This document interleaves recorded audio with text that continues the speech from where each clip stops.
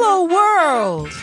This is Satori Shakur coming to you live from WDET in Detroit. This next story is from Lucia Wylie-Eggert. It's a story about how she first learned about race. Ladies and gentlemen, Lucia Wylie-Eggert. Good evening. My first memory of race was in kindergarten. I was at Friends School in Detroit at the coloring table. I was sitting with my friends, Alex and Julie, and I decided to draw a picture of the three of us. So I looked at my box of markers, and I picked out the yellow for myself. I drew an outline of my face and my curly hair. I picked out brown for Alex and colored her in. I picked out black for Julie and colored her in. Ta-da! I showed my friends. They looked upset. Alex looked upset, but not as mad as Julie. "That's not my color," she said, pointing at the black figure. "Yes, it is," I said, laughing at her. "No, that's not what I look like." "Yes, it is," I said, looking at my box of 7 markers. "You're the black marker. What other color would you be?" Julie was mad.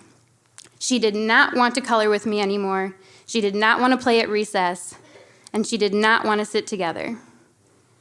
At that point in my life, color was simply descriptive. The next year, that changed. It was a normal day in first grade, and I was walking to music class, and I was wondering if we'd be singing or playing instruments that day. I hoped it would be singing, because that was my favorite. But when I got there, the teacher called us to the middle of the room. She said, "Today, we're going to act out history." She said, "I need the white kids to go to this side of the room and the black kids to go to that side." We looked at her confused. We didn't know where to go. She started pointing at us one by one. "Lucy, you're white, you go over there. Julie, you're black, you go over there." I took my spot on my side of the room. I looked across at my friends who were suddenly different than me. Julie and Adam and Lauren were black. I looked at my teacher, and she was white. She said, "We're going to act out scenarios from plantation history." She said, "Okay, I need the white kids. You guys live in a nice house, and you have a fancy bed." And she had us lie on the ground and look comfortable. "But the black kids," she said, "have to sleep in a leaky hut with no bed." And she had them roll around on the ground uncomfortably. She said the white kids get to play all day and rest. And she had us skip in a circle.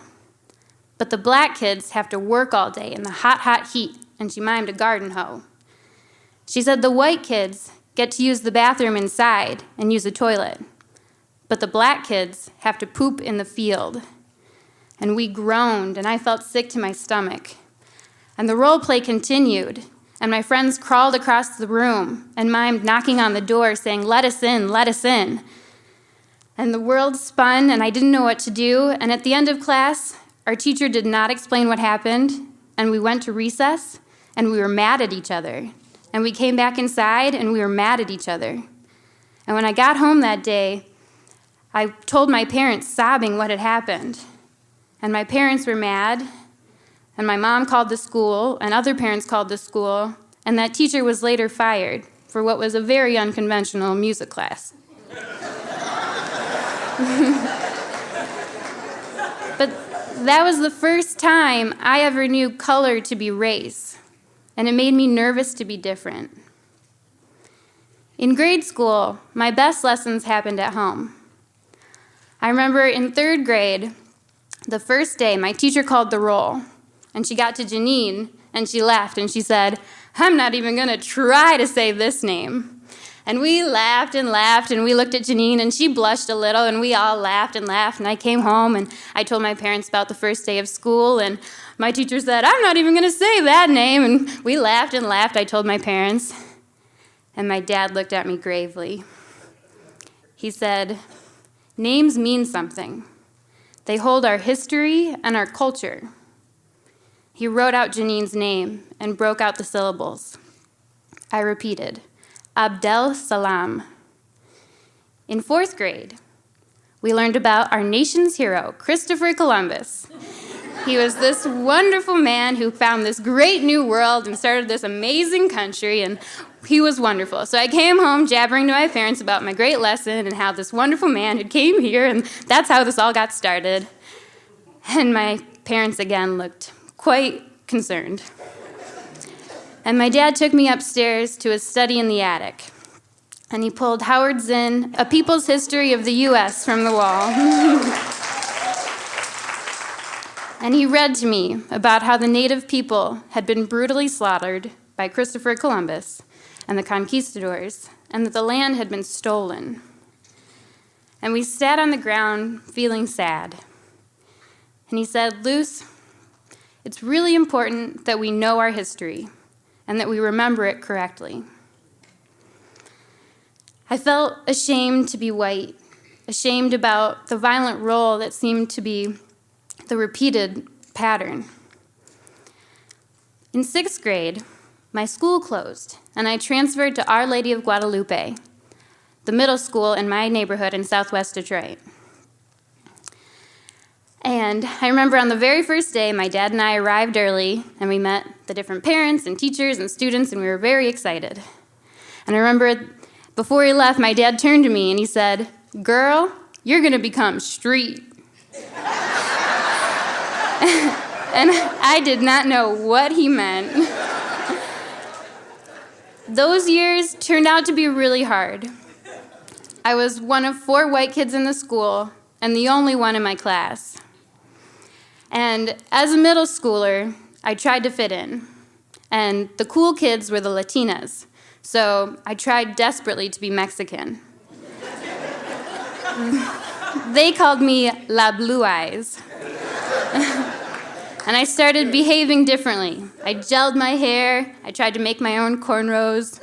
I bought expensive tennis shoes that I kept polished. And every week I'd work really hard and try to get in with them. And by Friday I felt pretty good. But on Monday, I was back to the bottom, little white girl. That experience of working really hard, trying to fit in, but feeling different and lonely, proved to be really valuable through my life. It has helped me see things from another perspective. In high school and in college, I went to majority white Catholic schools. I went to Loyola University in Chicago, and there I met many different people who came from small white towns who'd never had the experience of feeling different.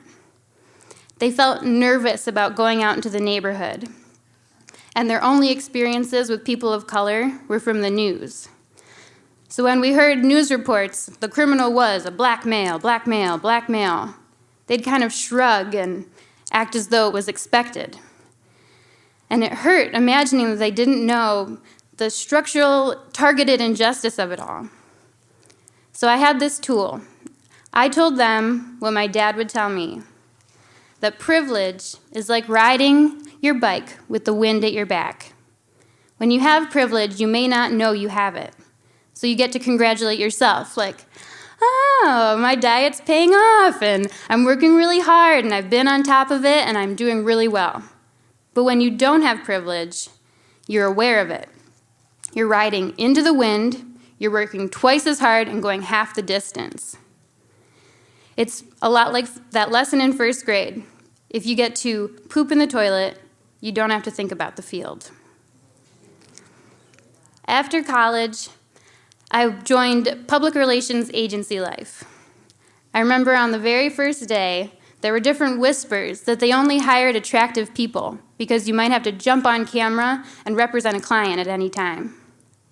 I looked around the room. Everyone was white, except for 2 very light-skinned black women. Much like in middle school, I tried to assimilate myself. Here, people were put together, and they had a culture of complaining, but they seemed to kind of enjoy it. I started learning fashion symbols. I put highlights in my hair. I bought a smartphone, and I ate a lot of brunch. I continued in this manner for the next couple years, until my mom's birthday in 2013. My mom had passed away several years earlier, so when I got off the train that day, I stopped at the grocery store to pick out her favorite dessert, brownies and mint chocolate chip ice cream that I planned to eat alone. When I checked out, I took out some cash because I was going home for the holiday and put it in my backpack. When I left, I got out my phone and continued watching TV as I walked. I walked several blocks like this until I heard my mom calling from within me. I looked up and realized that it was snowing, her favorite. So I wrapped up my headphones and put my phone in my pocket. I tried to really feel in the moment. I breathed in the deep, cold air and watched and really saw the snowflakes were fluffily floating down. I felt like I was looking up for the first time in 2 years. And as I walked, I passed two men, and feeling in the moment, I sought to make eye contact and to smile. But they didn't pass. They nodded toward a gun. I froze in horror, fearing that this was the end of my life. The first man said, "Give me your purse." "I don't have a purse," I said honestly, thinking, though, of the money I had just taken out and the work computer in my backpack. "Give me your purse." "I don't have a purse." He started ruffling through my groceries. "You're going to take my groceries?" I said. That's when I remembered a Loyola campus safety event where they had explained that somebody who's mugging you really doesn't want to kill you. So I turned to the silent man, and through tears I said, "I need you to be my friend. Please be my friend. I need you to be my friend." And he looked back with pain in his eyes, and we were frozen. The first man grew frustrated. He tore my pocket off and took my phone, and the two ran. When I made the police report, I hated reporting that it was two black males because I could hear it already on the news for future Loyola students. And as I walked around in the next several weeks, as I passed black men on the street or rode the train with black men, I froze in horror, remembering the trauma. But I remembered what my dad had taught me, that suspicion is hurtful and violent and its own form of abuse. So I practiced letting go, making eye contact, and smiling. And in true human nature, every person smiled back. I really believe that it was my mom that sent me that wake-up call. I realized later that I wanted to live closer to those two black men than I did to that version of myself walking down the street. Within the year, I moved home to Detroit, a community that I've always known to be diverse, a community where people know their neighbors and look out for one another. And I commit to clumsily exploring race that I practice by experience closeness with many different types of people and doing my very best to be honest. Because as my dad taught me, if we can know our histories and our identities, we can all be a little more gentle with each other.